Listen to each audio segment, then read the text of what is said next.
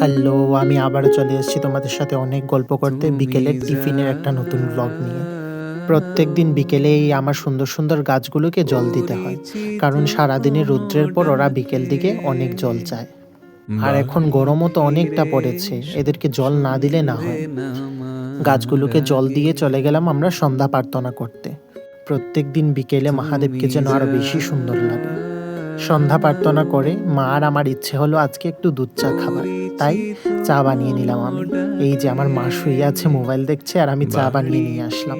চার সাথে একটু বিস্কিট আর একটু ভুজিয়া আছে। এই যে আমরা চা বিস্কিট খাচ্ছি, মহাপুরুষ দেখে নিয়েছে, এবারে ভাগ বসাতে চলে আসলো।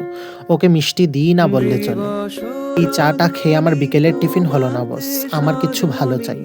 তাই বানিয়ে নিচ্ছে টেস্টি চিপস চাট। এই পেঁয়াজ কাটতে গিয়ে তো আমার নাজেহাল অবস্থা হয়ে যায় সববার। উপর থেকে লাগছে ভীষণ গরম। বড় সাইজের একটা পেঁয়াজ কাটলাম আর কয়েকটা মরিচও কেটে নিচ্ছি। জানো তো, এই গরমের জন্য ভালো কিছু বানিয়ে খেতেও ইচ্ছে হয় না। ইচ্ছে করে শর্টকাট কিছু খেয়ে নিই, তাই এই চিপস চাটটা বেস্ট। নিয়ে নিলাম অনেক ধরনের চিপস, কুরকুরে, বিঙ্গো, ভুজিয়া। জানো কি হয়েছে? অনেক ধরনের চিপস, কুরকুরে, ভুজিয়া এইসব জিনিস দিয়েছি, কিন্তু কয়েক প্যাকেট চিপস কুরকুরে দেওয়ার পর ক্যামেরা কি করে বন্ধ হয়ে গেল আর কিছুই দেখাতে পারলাম না তোমাদেরকে। যাই হোক, অনেক ধরনের চিপস, কুরকুরে, ভুজিয়া, গ্রিন মটর, বিঙ্গো এইসব দিয়েছি।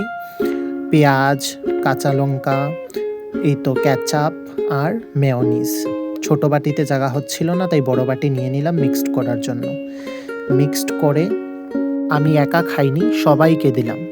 মাকে দিলাম, আমাদের বাড়িতে যারা রেন্টে থাকে, পূজা, জয়, এদেরকেও দিলাম।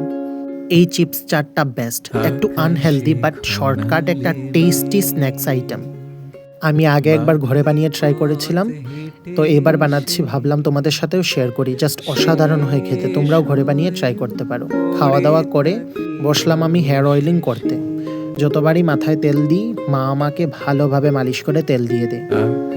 মা এত ভালো হেয়ার অয়েলিং করে, হেয়ার ম্যাসাজ করে দেয় যে আমি পুরো ঘুমিয়েই পড়ি। বাট প্রত্যেকবার এত বেশি তেল দেয় যে মা পুরো চিপকু বানিয়ে দেয় আমাকে। ঠিক আছে, চলো টাটা, দেখা হবে আরো একটি ব্লগে।